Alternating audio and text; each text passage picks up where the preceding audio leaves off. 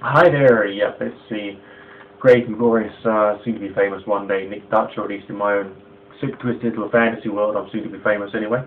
Talking today about lucid dreaming. I had a request to explain lucid dreaming, its importance within the New Age stroke, occult stroke, all this kind of like weird shit situation. Let's start with the word lucid dreaming.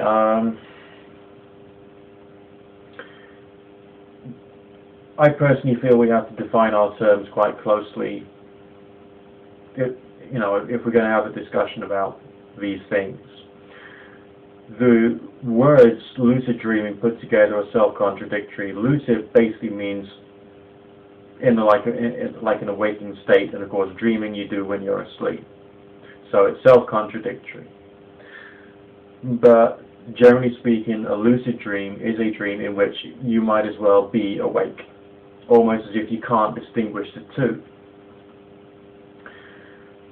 There have been many different books written about lucid dreaming and astral projection. I'm sure you can go onto Amazon and have a quick search. But what we can say about the lucid dream is it's obviously a state of visualization because it is a dream. It has some aspects or some aspects of the experience seem real. You may get, a character in the dream may hit you and you may actually feel it. You may be walking on squelchy, muddy ground in the dream and you can feel it and you can hear it and it's just as if it was real. So it's a very intense form of visualization. Obviously, if you're just sitting there right now watching this and you go into a fantasy world, into a daydream for a few seconds, then that's just not all that serious. But as occultists, we don't think about visualization just like a little daydream. We think about getting into an altered state of consciousness. If you have a dream which is so real that it feels very real and you are awake in it, you are obviously in a very different form, a dream state of mind you would be otherwise. If you've got all your faculties of thought, perception, cognition, understanding and reasoning, and all the things that happen in the grey matter, then it's obviously different from a dream in which you're just half and half, kind of like almost state of insanity kind of dreams that most people have, because the dream world is a state of insanity because it's an altered state of consciousness. When we're trying to do occult things, we try and use visualization in a controlled way to achieve different phenomena. But what we visualize is believed to be associated with or connected to what we're trying to achieve. Within lucid dreaming, the work, so to speak, is often geared towards astral projection, which is when you feel your spirit coming out of yourself and you walk around in the physical world in your spirit body, not in your physical body. Or it would be used for telepathy or possibly even remote viewing. It's considered by some to be a precursor of a full-blown astral projection. When I had my first proper full-blown astral projection, that was very similar to a waking dream in the fact that I felt wide awake. I was wide awake. I was in the physical world, I was wide awake, but there was different things about it which was the signature of astral projection, such as the fact everything had a bluish yellow light around it or emanating from it, and it was more or less even contrast in terms of light and dark. There wasn't all that much in the way of shadows, which was odd because presumably I was seeing or in occult theory, I was seeing the astral forms of things rather than light hitting an object and me being able to see it with my eyes. That's just one interpretation. If you have lucid dreams, it's worthwhile trying to control what your body is doing in terms of floating, moving, or moving in various different speeds. Remember again what Sylvan Muldoon and Harewood Carrington said, the astral form can move in 3 different speeds. One is your standard walking speed that you normally do when you're awake. The other is flying and seeing yourself flying over land at a reasonably fast rate, and the other is instantaneous superluminal velocity when you suddenly appear somewhere.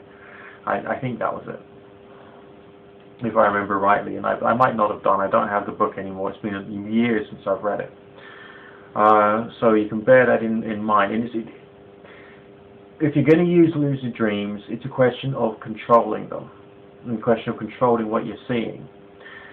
With some lucid dreams, I find that it's a little too real. It's a little too real for me to be able to control something. It would be like me getting into the bus to go to the supermarket, and me trying my hardest to imagine my best friend sitting opposite me, and hey presto, he would appear in real life.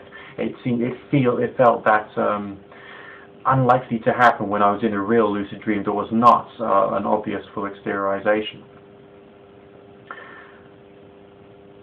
With many dreams, it would appear that the ideas that Silver Muldoon and Harold Carrington had seem to have some validity. So if you feel you're moving around in the dream, your astral body is probably moving around in the physical world with direct relation to your body, to where basically to where you're moving to. So basically, okay, how should I describe this?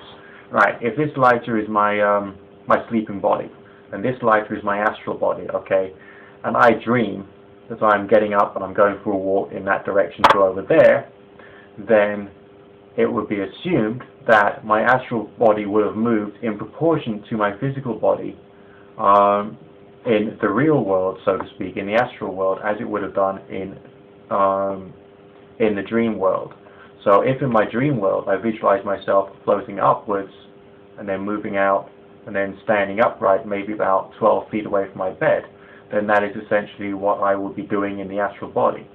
Now in a lucid dream, if you can create it and control it properly, there's no reason why you shouldn't be able to make that seem even more real and even more powerful. Because the more powerful and the more real you make the experience of, let's say, an astral projection, the more effective it seems to be.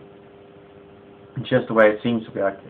Obviously there's very little ways in which I can test this. I don't have some kind of camera which sees through the eyes of a ghost, if you know what I mean. I don't have that technology to hand, but essentially that's how it can be used. The other way, of course, is let's say this lighter represents a friend of mine, okay, and he's over here, and I know he's over here. I know that's how far away he is from where I'm sleeping. I go into my lucid dream. I visualize myself exteriorizing, going up. I know roughly where he is. I'm thinking about him all the time. And I end up visualizing myself going to see him. It is probable that the astral form would have actually made connection, so that then the next day I could then ask my friend, what did you dream of? And I should be able to get an answer that's somehow related to what happened in that dream, or what conversation I had with that person. So that's essentially the use as far as some forms of telepathy concern and astral projection. Trying to control your dreams is hard at the best of times, but it's something we have to go through, and we have to learn more about how to do with the passage of time, so that we can then do astral projection much more. Naturally use meditation and use visualization in meditation, and tell yourself, this is what I want to dream of tonight, and carry on stimulating it in your mind, and visualizing it stronger and stronger when you're doing your meditation, so that you can then build up the passive will, so that when you have your dreams, it's more likely that it will be to your design and not just down to chance and random psychological shit going on inside your head, okay? Just a brief ramble about lucid dreams. Good fortune, God bless one and all.